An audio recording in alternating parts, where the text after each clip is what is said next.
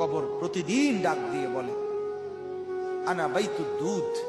প্রত্যেকের কবর প্রত্যেককে ডেকে বলে, ও আল্লাহর বান্দা, জানো আমি পোকামাকড়ের ঘর, পোকামাকড়ের ঘর।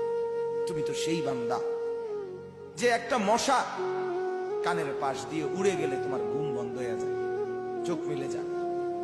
একটা মশার গুনগুন আওয়াজ সহ্য করতে পারো না। একবার কয়েল, একবার অ্যারোসোল, একবার মশারি, এরপরেও তুমি চাও যে একটা মশাও যেন আমার কানের কাছে গুনগুন না করে।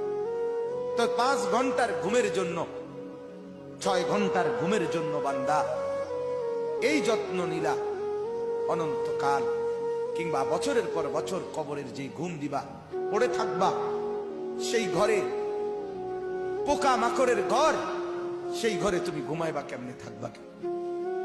আমার বাপ